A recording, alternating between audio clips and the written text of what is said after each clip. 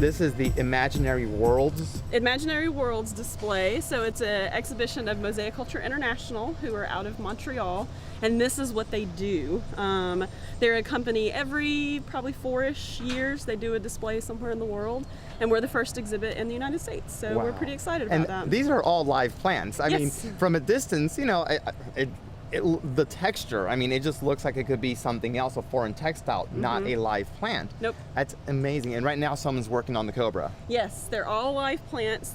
Each piece gets sheared every week. A little bit of new plants go out every week for the ones that aren't doing so great. But yeah, they're a lot of work. Stunning. They're intense. Hey, Turtle. Hey, Mr. Turtle. Yeah, Oh, he's curious too. he's very curious. I think a lot of people don't realize that about some animals, how curious they are. Frogs are really curious. Turtles are curious. Some people just may never ever make it to a tropical country or be able to go anywhere that these plants are native to. Yes. So it's nice to have that here for people to be able to see it. And this is particular plants from particular countries. So, you know.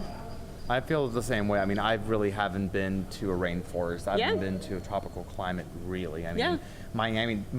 Miami doesn't really count. So this is as close as I've gotten, and Right. it's phenomenal. Right.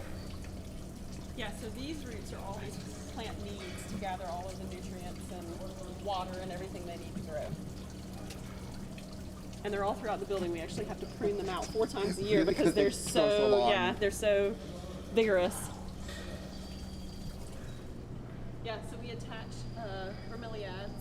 So these are other air plants we wire to frames, and there's a lot of detail work that goes into a building like this.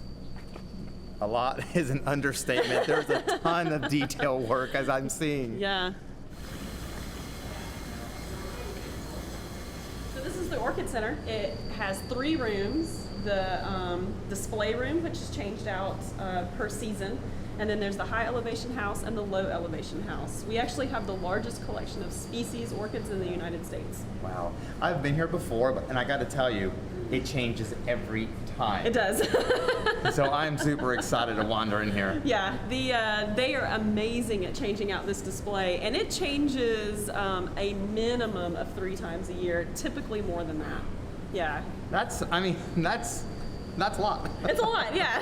That's pretty tremendous. It's a lot of plants, it's a lot of work, but it's really fun when you come up with stuff like this. And this is part of the summer show to go along Say, with. that water is black, It is. right? Or that's amazing. So this is our low elevation house. This is what most people think of when they think of orchids. It's this very tropical room right here.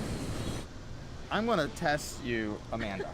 So we're in the edible garden. We are. Lots of veggies here. Yes. Can you list maybe 10 of your vegetables? Oh gosh. Okay, five of your vegetables. How about I give you 5 permanent and 5 that change out? How about Hey, that? that's a great goal. I'll take that. I'll take that. We have the dwarf pomegranates, we have figs, we have pears, we have apples, we have blueberries. Those are permanent. Oh, there's many more, blackberries and a whole bunch of other stuff. For the rotational summer vegetables this year, we have lots of peppers.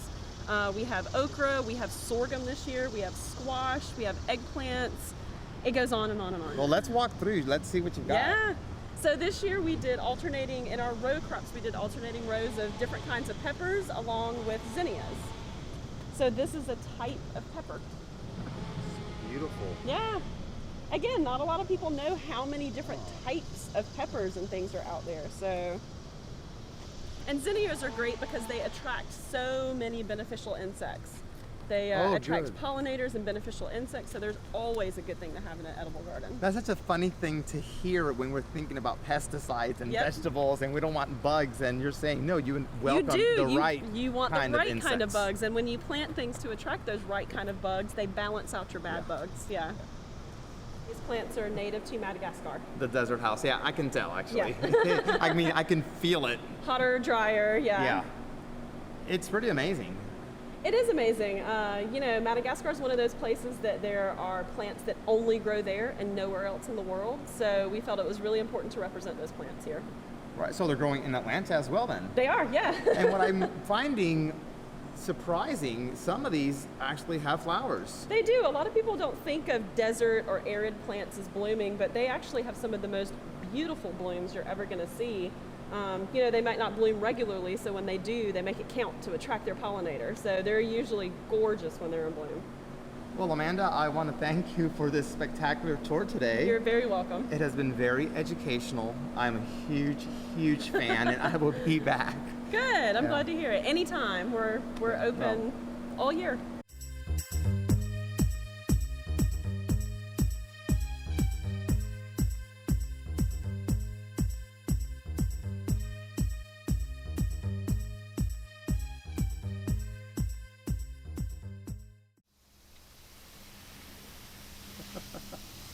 No prints. Congrats. Bye, frog.